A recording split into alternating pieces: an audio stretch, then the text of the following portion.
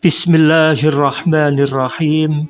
Assalamualaikum warahmatullahi wabarakatuh. Alhamdulillah wa syukurillah ala nikmatillah. Allahumma salli ala sayyidina Muhammad wa ala ali sayyidina Muhammad. Amma ba'du. Para pendengar Jamaah Taklim Cahaya Salam yang semoga kita semuanya senantiasa dirahmati oleh Allah Subhanahu wa Ta'ala. Kali ini pokok bahasan kita, karena mendekati Ramadan, coba kita uraikan tentang hikmah puasa Ramadan. Saudara pendengar, puasa wajib bulan Ramadan adalah puasa yang harus dilakukan selama 1 bulan Ramadan penuh. Allah Subhanahu wa Ta'ala berfirman, "Wahai orang-orang yang beriman, diwajibkan atas kamu berpuasa sebagaimana diwajibkan atas orang sebelum kamu, agar kamu bertakwa, yaitu beberapa hari tertentu." Quran Surat Al-Baqarah ayat 183-184. Nabi Muhammad Rasulullah Sallallahu Alaihi Wasallam bersabda, "Telah datang kepada kalian bulan Ramadan, bulan yang diberkahi. Allah telah mewajibkan kalian berpuasa di dalamnya. Apabila puasa Ramadan ini ditinggalkan tanpa alasan yang dapat dibenarkan menurut syariat, yakni ketentuan hukum Islam, maka tidak dapat ditebus dengan apapun."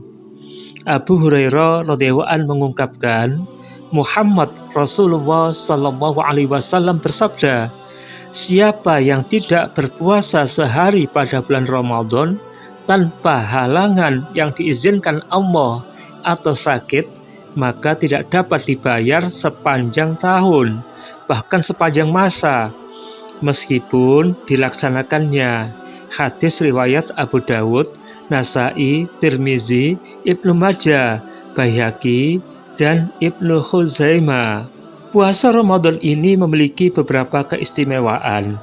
Pertama, dibukakan pintu-pintu surga dan ditutuplah pintu-pintu neraka. Abu Hurairah radhiyallahu anhu mengabarkan, Nabi Muhammad Rasulullah Sallallahu Alaihi Wasallam bersabda, "Apabila datang bulan Ramadan, maka dibukakan pintu-pintu surga dan ditutuplah pintu-pintu neraka, serta semua setan dibelenggu." Pertanyaannya adalah, kalau benar setan itu dibelenggu selama bulan Ramadan, kenapa masih banyak tindak kejahatan dan kemaksiatan? Dalam hal ini, Al-Qurtubi memberikan jawaban, jumlah kejahatan dan kemaksiatan itu berkurang dari orang-orang yang berpuasa, yang benar-benar memelihara syariat dan etika puasa.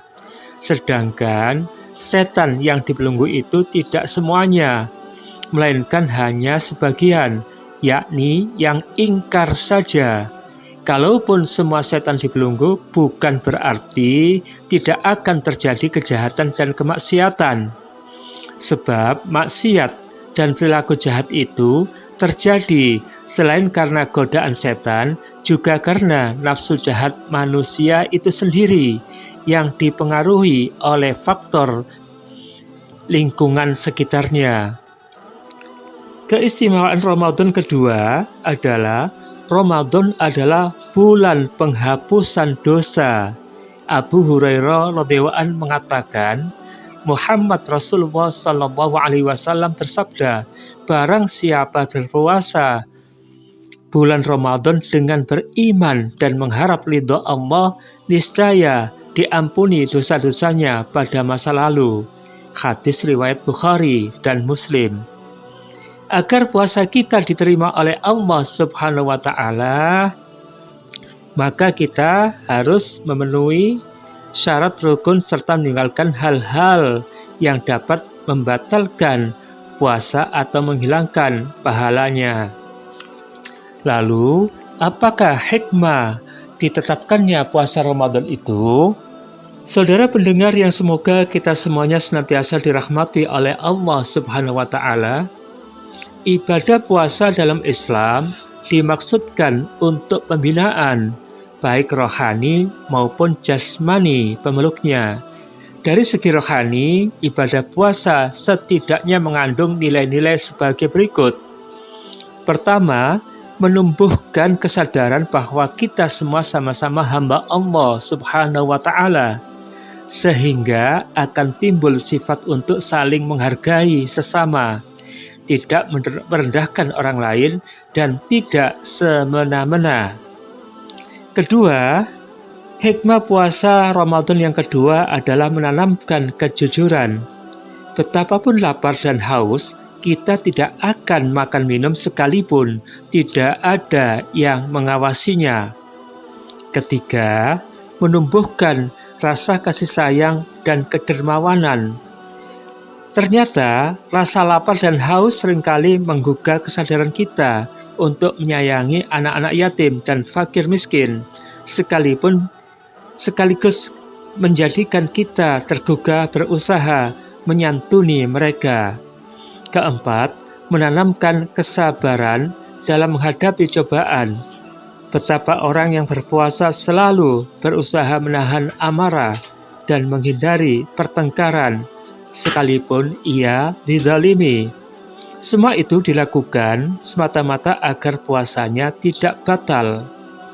Kelima, menumbuhkan sifat pemaaf dan persahabatan. Ketidakinginan bertengkar yang dapat membatalkan puasa menyebabkan kita memaafkan orang lain dan merentangkan tali persahabatan. Keenam, mematikan sifat rakus terhadap makanan. Saudara pendengar, ingatkah kita ketika sedang tidak berpuasa, berapa banyak makanan dan minuman yang kita konsumsi dalam sehari? Seringkali kita tidak pernah merasa kenyang dan tidak pernah merasa puas. Akibatnya, kita pelit untuk berbagi makanan dengan orang lain, sekalipun datang terhadap anggota keluarga sendiri. Dan ketika berpuasa, kita berbuka dengan semangkok kolak saja sudah luar biasa puasnya. Hikmah puasa ketujuh adalah menumbuhkan rasa syukur. Kalau tidak berpuasa, kadangkala keinginan kita untuk makan minum begitu liar. Padahal jika kita berpuasa, sekalipun menahan haus dan lapar seharian, sewaktu berbuka mendengar kumandang azan saja kita sudah bersyukur. Kita bersyukur dapat menyelesaikan puasa pada hari itu. Dan kita dapat menikmati segelas minuman kita juga bersyukur karena dahaga telah teratasi. Dari segi jasmani, puasa jelas menjadikan tubuh kita sehat. Betapa tidak, pada hari-hari biasa, hampir setiap saat kita makan minum sepuas-puasnya. Akibatnya, organ pencernaan kita bekerja secara terus-menerus. Hal ini terjadi setiap hari dari minggu ke minggu, bahkan dari bulan ke bulan hingga menjelang puasa lagi.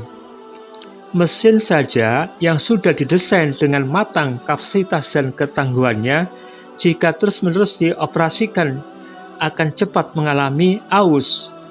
Akibatnya terjadilah kerusakan pada bagian-bagian tertentu. Begitu pula dengan organ pencernaan kita.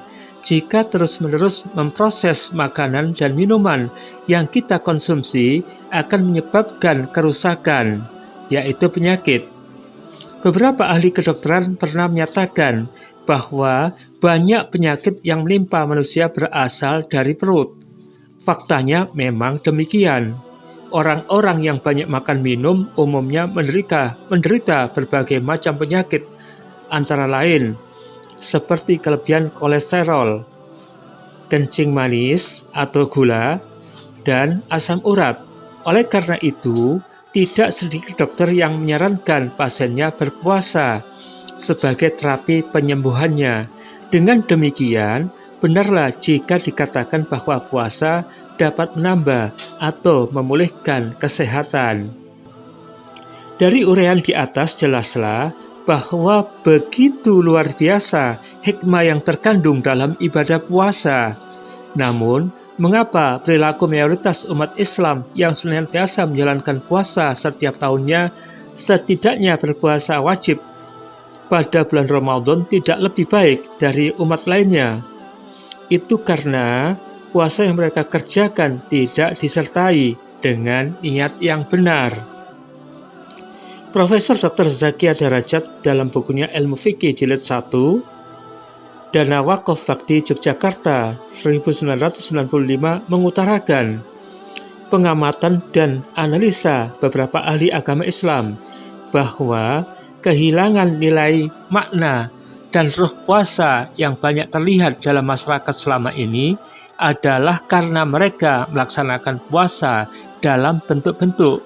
Pertama, puasa rutin atau sekedar melaksanakan tradisi. Maksudnya, puasa Ramadan itu dianggap sudah tradisi, yakni puasa yang dilakukan karena adat kebiasaan yang tumbuh berkembang di lingkungannya dan telah dilaksanakan oleh orang-orang tua mereka secara turun-temurun. Kedua, lebih mementingkan nilai-nilai jasmani dari puasa, hanya menahan diri dari makan, minum, dan berhubungan intim suami istri. Sebaliknya, nilai-nilai rohani dari puasa mereka lupakan. Ketiga, lebih mementingkan formalitas sekadar untuk dilihat dan disebut orang sebagai orang Islam. Keempat, hanya menjalankan syariat dan rukun puasa saja. Memang, dengan melaksanakan syariat dan rukun ini, maka tuntutan kewajiban untuk berpuasa telah terpenuhi. Namun, nilai dan hikmah berpuasa tidak diperolehnya, sebab ibadah-ibadah sunnah yang dianjurkan dalam puasa tidak dilaksanakan dengan baik. Demikianlah saudara, uraian kami tentang hikmah ibadah puasa Ramadan. Kurang lebihnya kami mohon maaf. Wallahul muwaffiq ila aqwamit thoriq. Wassalamualaikum warahmatullahi wabarakatuh.